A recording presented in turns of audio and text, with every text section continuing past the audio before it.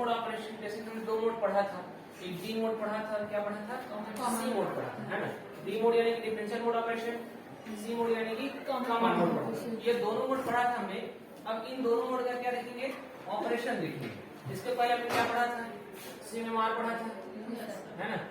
उसी में मार में किस तरीके से कॉमन मोड में जो डिस्टॉर्शन आता है, नॉइस आता है ना, उसके इनपुट में किस तरीके से डिस्टॉर्शन आता है, उसको अपन दूर करने के लिए क्या पढ़ा, सिमेमार पढ़ेंगे। अब सिमेमार के बाद जो है इन दोनों का ऑपरेशन पढ़ेंगे, डी मोड का और सी मोड का, डिफरेंशियल मोड का और कॉमन मोड का। तो सबसे पहले हमारे पास है डी मोड यानी कि differential mode operation. Differential mode operation में हम इस सर्किट के बारे में पूरा जानेंगे, यानी कि डिफरेंशियल मोड ऑपरेशन में किस तरीके से यह सर्किट डायग्राम काम करता है। तो सबसे पहले सर्किट डायग्राम का डिस्क्रिप्शन जान लेते हैं। ये सपोज मेरे पास ट्रांजिस्टर Q1 और ये ट्रांजिस्टर Q2, इसको चाहो तो T1 T2 से डिनोट कर सकते हो, जरूरी नहीं है कि Q1 और Q2 से डिनोट करें। यहाँ Q1 Q2 से डिनोट करने का लॉजिक ये है कि जनरली जो इसको Q पॉइंट होता है उसको अपन Q से डिनोट करते हैं, जो एक्टिव पॉइंट है उसको Q से डिनोट करते हैं, इसलिए अपन क्या करते हैं Q1 और Q2 से डिनोट कर दिए। इसके पीछे कोई लॉजिक नहीं, ठीक है। चाहो तो अब तुम ट्रांजिस्टर को Q1 को T1 से, इसको T2 से डिनोट कर सकते हो। हमारे पास दो ट्रांजिस्टर है, दो ट्रांजिस्टर कौन से मोड में रखा हमने, ट्रांजिस्टर में तीन मोड है ना, CB, CC और C। तो इसमें से हमने C मोड यूज किया है ना। कॉमन एमिटर, ये एमिटर टर्मिनल, ये कौन सा है, ये एमिटर टर्मिनल, ये कलेक्टर टर्मिनल, और ये क्या है, बेस है। ये बेस टर्मिनल, ये कलेक्टर टर्मिनल और ये एमिटर टर्मिनल। तो ये जो एमिटर है इन दोनों को जो हमने क्या कर दिया है, कॉमन कर दिया है दोनों ट्रांजिस्टर का, तो कॉमन एमिटर मोड हो गया। सबसे पहले VCC, ये VCC और ये -VE, ये दोनों क्या करते हैं, पावर सप्लाई सोर्स है। क्या है, पावर सप्लाई सोर्स है। और इन दोनों के अलावा एक और हमारे पास सेंटर टाइप ट्रांसफार्मर, जो कि AC यहाँ से जाएगा, हमारा क्या जाएगा, AC जाएगा, इस पॉइंट से होते हुए इसके बेस पे अप्लाई होगा, इस पॉइंट से जाते हुए ये ट्रांजिस्टर Q2 के बेस पे अप्लाई होगा। तो इसको डिनोट कर लेते हैं, इसको RS1 और इसको डिनोट कर लेते हैं RS2, ठीक है। इसको हमने क्या डिनोट कर लिया, इसको डिनोट कर लिया RS1, इसको डिनोट कर लिए RS2।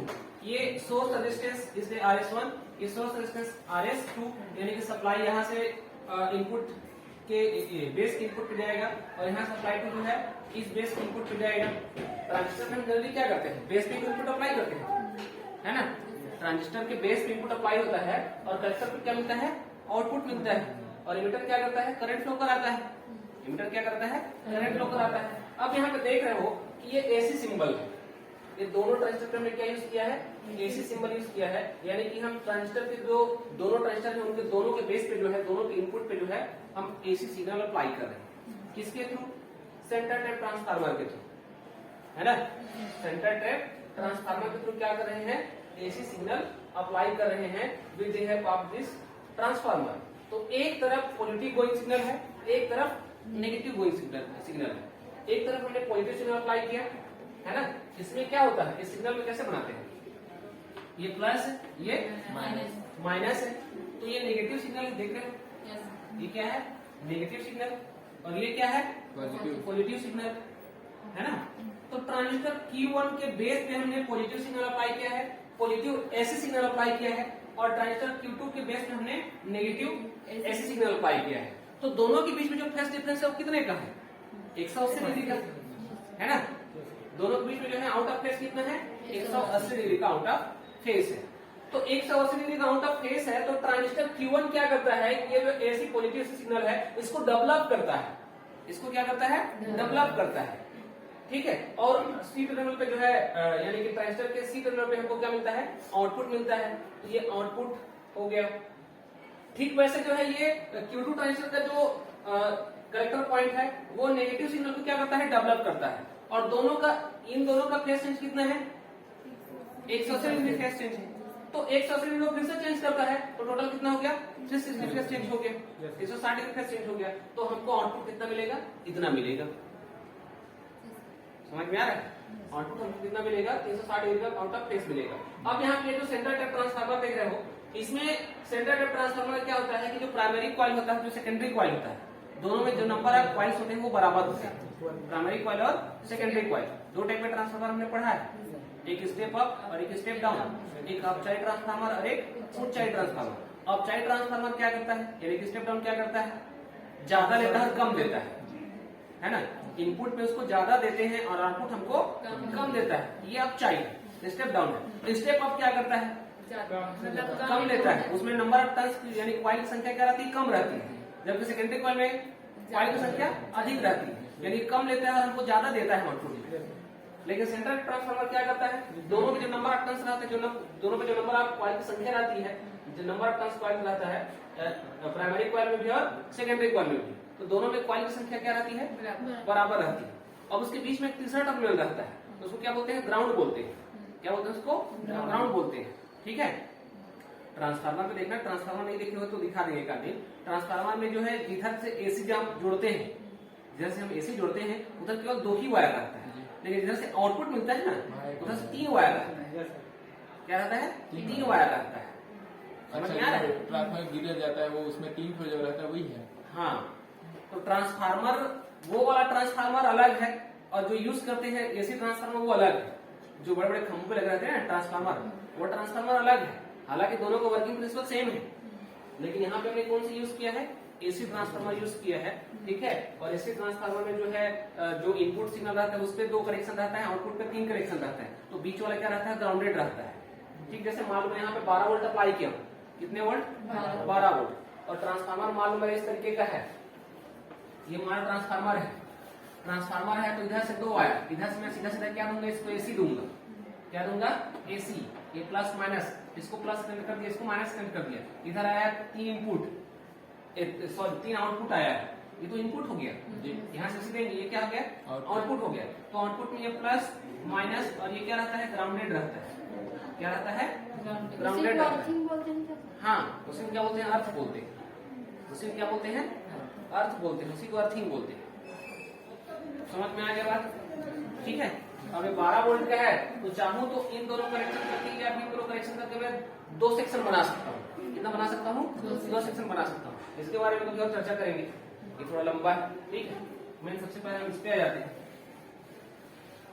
तो हमने पता किया कि क्या किया, ये दोनों के बीच जो आउट ऑफ फेज कितने का है, 180 डिग्री का है। टोटल जो आउटपुट मिलेगा 360 के आउट ऑफ फेज में मिलेगा हमको, क्योंकि ये पॉजिटिव सिग्नल है और ये नेगेटिव सिग्नल है। अब ये हम जान गए कि बेस का क्या काम है, कलेक्टर का क्या काम है, तो हमको पता चल गया। लेकिन एमीटर का क्या काम है यहाँ पे। अब एमीटर जो है दोनों ट्रांजिस्टर का Q1 और Q2 का दोनों का एमीटर टर्मिनल है, वो दोनों देख रहे हो क्या है, कनेक्ट है ना, दोनों कॉमन है। दोनों क्या है, कॉमन है, इसलिए उसको कॉमन इंटरमोड बोलते हैं। दोनों कॉमन है और कॉमन करने के बाद जो है हमने यहाँ पे क्या जो है, जो negative power supply, source power supply है वो माइनस यहाँ से कनेक्ट किया है और ये प्लस कनेक्ट किया है। तो मान लो यहाँ पे प्लस 9 वोल्ट, ठीक है, और यहाँ पे माइनस 9 वोल्ट अप्लाई किया सपोज हमने, तो ये क्या हुआ, बैलेंस है ना, सेम वोल्टेज है, हालांकि पोलरिटी चेंज है, ये प्लस 9 वोल्ट और ये माइनस 9 वोल्ट। पोलरिटी चेंज होने की वजह से इसको हम क्या लिखते हैं, प्लस VCC और इसको माइनस VCC। ठीक है, CC का मतलब जान रहे हो, क्योंकि कलेक्टर टर्मिनल है इसलिए VCC, और ये एमिटर टर्मिनल है इसलिए माइनस VEE। 2 एमिटर है, एक एमिटर ये और एक एमिटर ये, इसलिए माइनस VEE। 2 कलेक्टर है C और C, इसलिए प्लस VCC। समझ में आ गया। ठीक है, तो ये मेन बेसिक सर्किट कॉन्फ़िगरेशन रहा। तो सर्किट कॉन्फ़िगरेशन के बारे में इतना बता सकते हैं। अब इसके वर्किंग प्रोसीजर पे चलते हैं। इसका वर्किंग प्रोसीजर क्या है, डिस्क्रिप्शन सबसे पहले क्या देना है, सर्किट डिस्क्रिप्शन। क्या देना है, सर्किट डिस्क्रिप्शन देना है। ठीक है जी, क्या देना है, सर्किट डिस्क्रिप्शन। नंबर 2, उसके बाद क्या दोगे, सर्किट ऑपरेशन।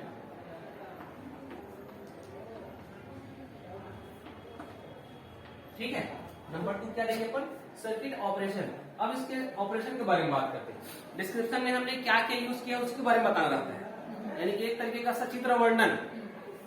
ठीक है, तो इस सर्किट में हमने क्या क्या यूज किया है, कैसे कैसे काम कर रहा है, कौन क्या काम कर रहा है, कौन कैसे काम कर रहा है, किसका क्या यूज है, ये हमने किस पे देखा, डिस्क्रिप्शन में देखा। एक बार फिर से रिपीट कर दो। 2 ट्रांजिस्टर यूज किए हैं, कौन से मोड में, कॉमन एमिटर मोड में, CE मोड में। ठीक है, दोनों जो है, दोनों का मीटर क्या है, कॉमन है, दोनों के कलेक्टर टर्मिनल पे हमको क्या मिलेगा, आउटपुट मिलेगा। दोनों के बेस टर्मिनल पे जो हमने एक पे पॉजिटिव सिग्नल और एक पे नेगेटिव सिग्नल अप्लाई किया है, किसके थ्रू, सेंटर टेप ट्रांसफार्मर के थ्रू, है ना।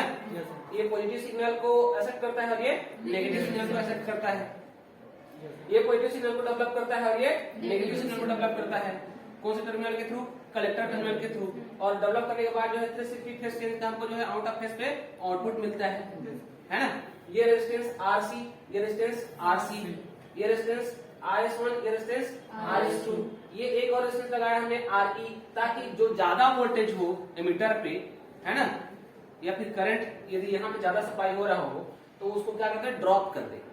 क्या करते हैं, ड्रॉप कर दे। ठीक है, रेजिस्टेंस इसलिए लगाया जाता है क्योंकि जो है करंट का मान जो है उससे ज्यादा ना जा सके, करंट वैल्यू वहां से हाई ना हो सके, इसलिए अपन क्या लगाते हैं, रेजिस्टेंस लगाते हैं। ओम का नियम बताता है ना, V equal to I R, ठीक है, V equal to I are.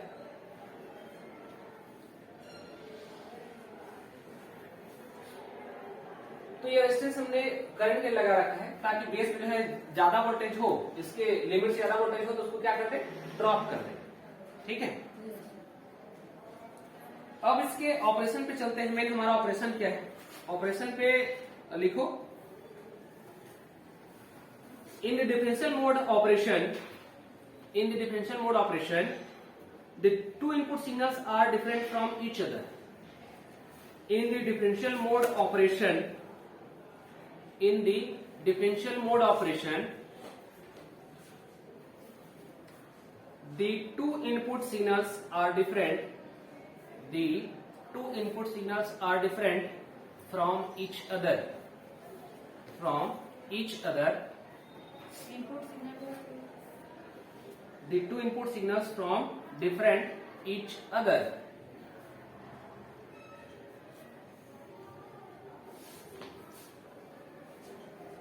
Let us consider the two input signals which are same. The two input signals, let us consider the two input signals which are same, in magnitude, which are same in magnitude, which are same in magnitude. किसमें same रहेगा, magnitude में same रहेगा ना, यानी कि इधर plus 9 volt तो इधर माइनस 9 वोल्ट, समझ में आ रहा है, मैग्नीट्यूड सेम है, 9 इसका क्या है, मैग्नीट्यूड है ना। But 180 degree out of phase, but 180 degree out of phase.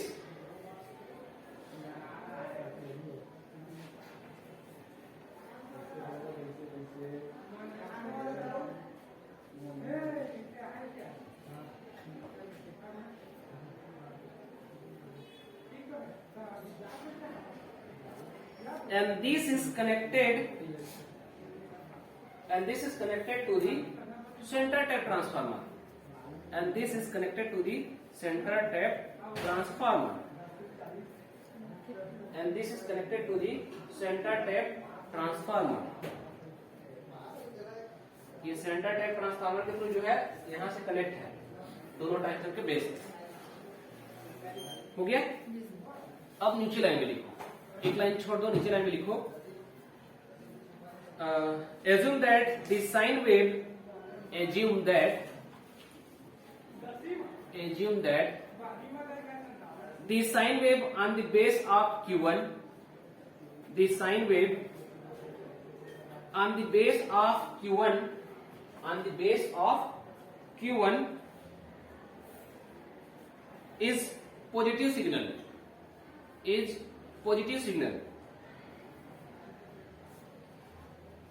is positive signal,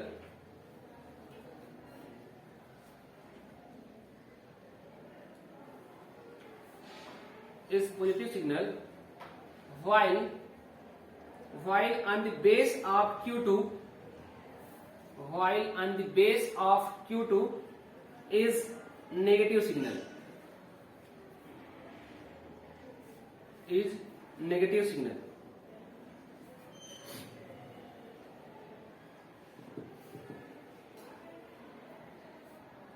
नीचे लाइन में लिखो, एक लाइन छोड़ दो। With a positive going signal on the with a positive going signal on the base of Q1, with a positive going signal on the base of Q1, on the base of Q1,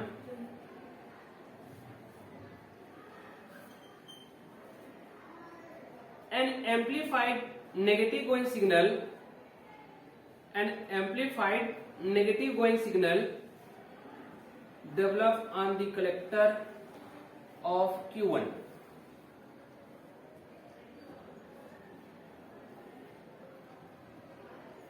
Repeat करते हैं line. Yes. With a positive going signal on the base of Q1, on the base of Q1, यानी कि जब positive signal जो है Q1 पे अब हमने अप्लाई किया है बेस पे, ठीक है, अब उसको क्या कर रहा है, एम्पलीफाइड कर रहा है। आगे क्या है, an amplified negative going signal, उसको डेवलप करके क्या कर देता है, नेगेटिव सिग्नल में डेवलप कर देता है, ठीक है। An amplified negative going signal develop on the collector of Q1, develop on the collector of Q1 due to positive going signal, due to positive going signal, due to positive going signal current through RE, due to positive going signal, current through RE also increase, also increase, Current through RE. current through RE also increase,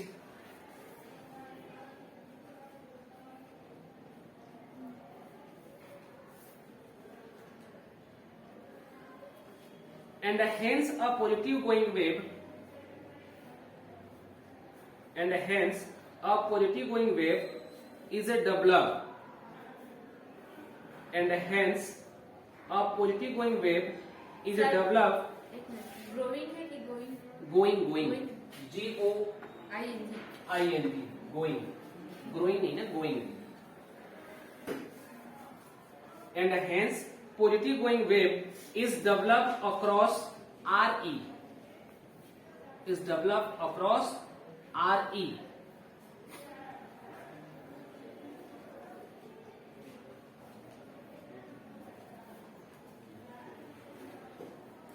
ये तो Q1 का बात हो गया। Q1 पे जो है positive signal हम अप्लाई किया है, तो पॉजिटिव सिग्नल को जो है वो डेवलप करता है ना, नेगेटिव सिग्नल की तरफ में, और इससे क्या होता है, एमिटर पे जो है आल्सो इंक्रीज होता है करंट, है ना, जो नेगेटिव सिग्नल की जो डेवलप किया है उसी में काम आता है ये, ठीक है। तो अक्रॉस करके जो हमारा रेजिस्टेंस लगा है RE, उसमें क्या हो जाता है, वो चला जाता है। उसके बाद ट्रांजिस्टर Q2 की बात करते हैं। इतने में Q1 का काम तो हो गया। Yes, sir. अब एक लाइन छोड़ दो, Q2 पे आ जाओ। Due to negative going signal on the base of Q2, due to negative going signal, due to negative going signal, due to negative going signal on the base of Q2, on the base of Q2, an amplified positive going signal, an amplified positive going signal, an amplified positive going signal develop on the collector of Q2, develop on the collector of Q2, develop on the collector of Q2, and negative going signal develop across RE, and negative going signal develop across RE,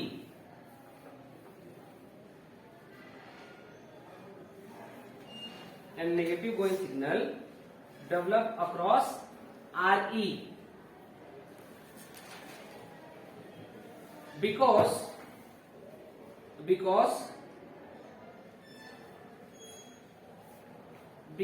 of emitter follower action of Q2, because of emitter follower action of Q2,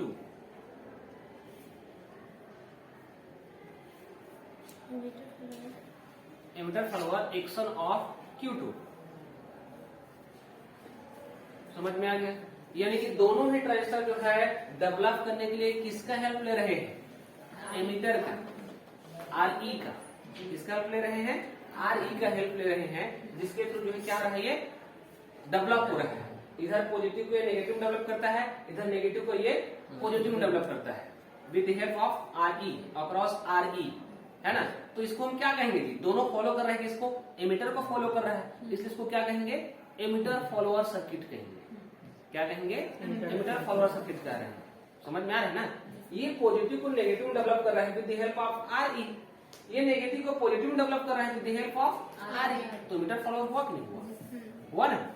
ठीक है। और दोनों का output हमको कहाँ मिल रहा है? दोनों ट्रांजिस्टर के कलेक्टर पॉइंट के बीच में मिल रहा है। ये दोनों का कलेक्टर पॉइंट है, इन दोनों के बीच मिल रहा है हमको output.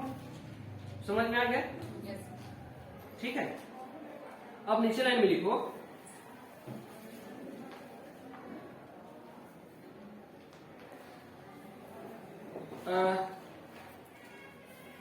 so signal across Re, so signal voltage across Re, so signal voltage across Re, so signal voltage across Re due to effect of Q1 and Q2, due to effect of Q1 and Q2 transistor are equal in magnitude, but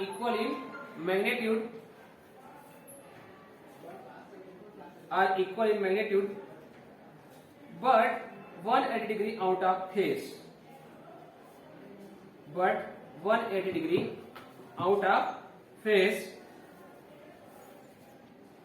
due to matched pair of transistor, due to matched pair of transistors,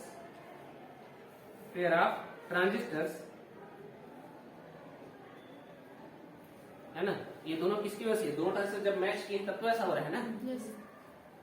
नीचे line में लिखो, hence these two signal cancel to each other, hence these two signal cancel to each other,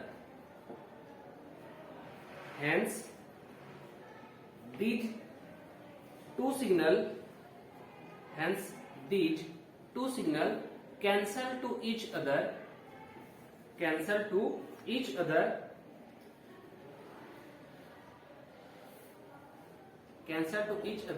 and there are no signal across the emitter resistance,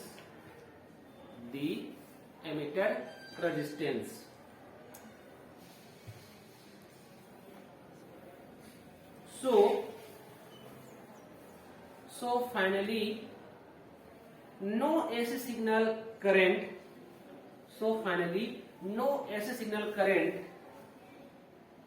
flowing through the emitter resistance, so no AC signal current flow through the emitter resistance। क्यों flow नहीं हो रहा है? भले ही ये दोनों का magnitude तो सेम है, ट्रांजिस्टर Q1 और Q2 के जो बेस में हमने वोल्टेज अप्लाई किया है वो दोनों का मैग्नीट्यूड भले ही क्या है? सेम है। मान लो इधर 9 वोल्ट प्लस 9 वोल्ट और इधर माइनस 9 वोल्ट है कि नहीं? इधर प्लस 9 वोल्ट और इधर माइनस 9 वोल्ट, दोनों का मैग्नीट्यूड सेम है। इधर का भी 9 सेम है, इधर का भी 9 सेम है, लेकिन दोनों का पोलरिटी क्या है? अपोजिट है। इसका प्लस इसका माइनस, तो दोनों एक दूसरे को क्या कर देंगे? कैंसिल कर देंगे। प्लस 9 से माइनस 9 कैंसिल नहीं हो गया, तो टोटल क्या आ गया? 0 आ गया। तो एमिटर से जो है कोई करंट फ्लो नहीं होगा कह रहा है, क्योंकि ये दोनों के अपोजिट पोलरिटी की वजह से, इस पे पॉजिटिव है, इस पे नेगेटिव है। भले ही मैग्नीट्यूड तो सेम है, सपोज मान लो 12 वोल्ट का ये रहा, 12 वोल्ट का